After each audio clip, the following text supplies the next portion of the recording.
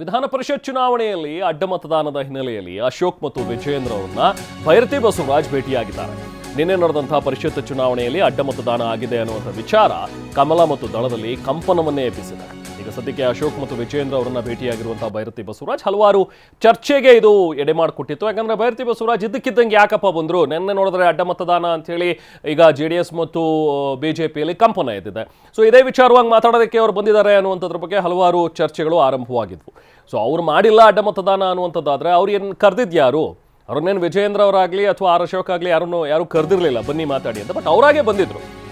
So ನಾನು ಯಾವುದೇ ಅಡ್ಡ ಮತದಾನ ಮಾಡಿಲ್ಲ ಅಂತ ಹೇಳಿ ಈಗ ಭೈರತಿ ಬಸವರಾಜ್ ಅವರು ಹೇಳ್ತಾ ಇದ್ದಾರೆ. TV9 ಜೊತೆಗೆ ಮಾತನಾಡಿದಂಥ ಶಾಸಕ ಭೈರತಿ ಬಸವರಾಜ್, ನಾನು ಯಾವುದೇ ರೀತಿ ಅಡ್ಡ ಮತದಾನ ಮಾಡಿಲ್ಲ, ನನ್ನ ವಿರುದ್ಧ ಅಪಪ್ರಚಾರ ಮಾಡ್ತಾ ಇದ್ದಾರೆ ಅನ್ನುವಂಥದ್ರ ಬಗ್ಗೆ ಅವ್ರು ಹೇಳಿದ್ದಾರೆ. ನಾನು BJPಯ ಪ್ರಾಮಾಣಿಕ ಕಾರ್ಯಕರ್ತ, ನಾನು BJPಗೆನೇ ಓಟ್ ಹಾಕಿದ್ದೇನೆ, ಅಥವಾ BJP ಅವ್ರು ನನಗೆ ಯಾರು ಹೇಳಿದ್ರು ಅವ್ರಿಗೆ ಓಟ್ ಹಾಕಿದ್ದೀನಿ ಅನ್ನುವಂಥ ಒಂದು ಮಾತುಗಳನ್ನು ಹೇಳಿದ್ದಾರೆ. ನಾವು ಪ್ರತಿನಿಧಿ ಪ್ರಮೋದ್ ಭೈರತಿ ಬಸವರಾಜ್ ಅವರನ್ನ ಮಾತನಾಡಿಸಿದ್ದಾರೆ. ಬನ್ನಿ ನೋಡಿ. ಪರಿಷತ್ ಚುನಾವಣೆ ಬಳಿಕ ಬಿಜೆಪಿಯಲ್ಲಿ ಅಟ್ಟಮತನ ಅಂತ ಚರ್ಚೆ ಸಾಕಷ್ಟು ದೊಡ್ಡ ಪ್ರಮಾಣದಲ್ಲಿ ನಡೀತಾ ಇದೆ. ನಮ್ಮ ಜೊತೆಗೆ ಮಾತನಾಡೋದಕ್ಕೆ ಬಿಜೆಪಿಯ ಶಾಸಕರಾಗಿರುವಂಥ ಭೈರತಿ ಬಸವರಾಜ್ ಅವರು ಜಾಯ್ನ್ ಆಗ್ತಾ ಇದ್ದಾರೆ. ಬಸವರಾಜ್ ಅವರೇ, ಮೊದಲನೇದಾಗಿ ಪರಿಷತ್ ಚುನಾವಣೆ ಆದಮೇಲೆ ಅನೇಕ ಮಾಧ್ಯಮಗಳಲ್ಲೂ ಕೂಡ ನಿಮ್ಮ ಹೆಸರು ಕೇಳಿ ಬರ್ತಾ ಇತ್ತು, ನೀವು ಅಡ್ಡ ಮತದಾನ ಹಾಕಿದ್ರಂತ. ಮೊದಲನೇದಾಗಿ ಇದಕ್ಕೆ ಏನು ಸ್ಪಷ್ಟನೆ ಕೊಡ್ತೀವಿ? ನೋಡಿ, ನಾನು ಒಬ್ಬ ಪಕ್ಷದ ಪ್ರಾಮಾಣಿಕ ಕಾರ್ಯಕರ್ತ, ನಾನು ಶಾಸಕನಲ್ಲ ಮುಖ್ಯ, ಆದರೆ ಒಬ್ಬ ಪಕ್ಷದ ಪ್ರಾಮಾಣಿಕ ಕಾರ್ಯಕರ್ತನಾಗಿ ಪಕ್ಷದಲ್ಲಿ ಗುರುತಿಸ್ಕೊಂಡಿದ್ದೀನಿ.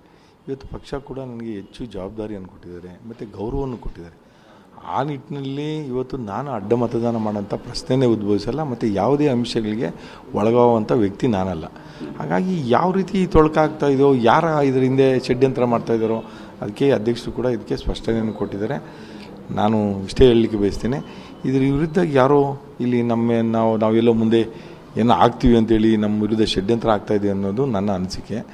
ಅದಕ್ಕೆ ಈಗ ನಾನು ಕೂಡ ತಮ್ಮ ಮುಖನ ಹೇಳಕ್ಕೆ ಬಯಸ್ತೇನೆ, ನನಗೆ ಆ ರೀತಿಯಾದಂಥ ಅವಶ್ಯಕತೆ ಇಲ್ಲ.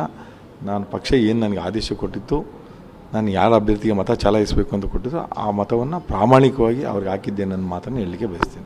ನಿಮ್ಮ ಮೇಲೆ ಕೇಸ್ಗಳು ಕೂಡ ಇತ್ತು, ಅಂದರೆ KR ಪುರಮಲ್ಲಿ ಆದಂಥ ಘಟನೆಗೆ ಸಂಬಂಧಪಟ್ಟಂತೆ ಆ ಕೇಸ್ಗಳ ಮೇಲೆ ಮೂಲಕ ನಿಮ್ಮನ್ನು ಒತ್ತಡಕ್ಕೆ ಸಿಲುಕಿಸ್ತಾ ಇದ್ದಾರೆ ಅಥವಾ ಆ ಮೂಲಕ ನಿಮ್ಮನ್ನು ಪ್ರೆಷರೈಸ್ ಮಾಡಿದ್ದಾರೆ ಅಂತ ಮಾತುಗಳು ಕೂಡ ತುಂಬ ದಟ್ಟವಾಗಿ ಹರಿದಾಡ್ತಾ ಇದೆ. ಈ ಒಂದು ಮಾತಿಗೆ ತಾವೇನು ಹೇಳ್ತೀರಿ?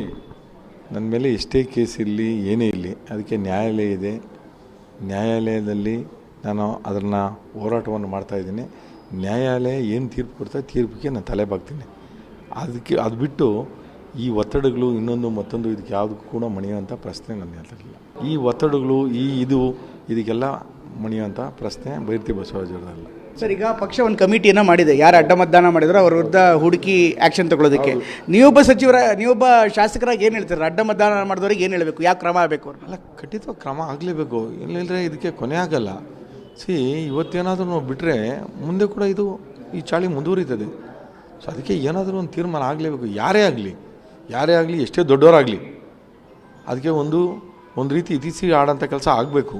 ಇಲ್ಲಾಂದರೆ ಅವ್ರಿಗೆ ಶಿಕ್ಷೆ ಆಗಿಲ್ಲ ಅಂದರೆ ಇದು ಇನ್ನು ಮುಂದೆ ಕೂಡ ಮುಂದುವರಿತಾನೆ ಇರ್ತದೆ. ಆ ಕೆಲಸ ಇವತ್ತು ಸಮಿತಿ ಮಾಡಿದ್ದಾರೆ. ಗೌರವಾನ್ವಿತ CT ರವಿಯವ್ರನ್ನ ಅಧ್ಯಕ್ಷರು ಮಾಡಿದ್ದಾರೆ. ಸಮಿತಿಯಲ್ಲಿ ಇನ್ನೂ ಸದಸ್ಯರಿದ್ದಾರೆ. ಸೊ ಅವರು ವರದಿ ಕೊಡ್ತೇವೆ 25 ತಾರೀಕೊಳಗೆ ಕೊಡಬೇಕಂತೇಳಿ ಅವರಿಗೆ ಅಧ್ಯಕ್ಷರು ಆದೇಶ ಕೊಟ್ಟಿದ್ದಾರೆ. ಸೊ ಅವರು ವರದಿ ಕೊಟ್ಟ ಮೇಲೆ ತಮಗೂ ಕೂಡ ಆ ವಿಚಾರ ತಿಳಿತದೆ. ನಿಮ್ಗೆ ಯಾವುದೇ ರೀತಿಯಂಥ ಆತಂಕ ಇಲ್ಲ ಪಕ್ಷ ಮುಂದಿನಗಳಲ್ಲಿ? ಸರ್, ಯಾವುದೇ ರೀತಿ ಆತಂಕ ಇಲ್ಲ. ಯಾವುದಕ್ಕೂ ನಾನು ಎದುರಿಸಲಿಕ್ಕೆ ನಾನು ತಯಾರಿದ್ದೀನಿ. ಯಾಕೆ ತಯಾರಿದ್ದೀನಿ? ಇದಿಷ್ಟು ಶಾಸಕರಂತ ಬಸವರಾಜ್ ಅವರು ಹೇಳ್ತಾ ಇರುವಂಥ ಮಾತು. ಕ್ಯಾಮರಾಮನ್ ಮಂಜುನಾಥ್ ಜೊತೆ ಪ್ರಮೋದ್, TV9 ಬೆಂಗಳೂರು.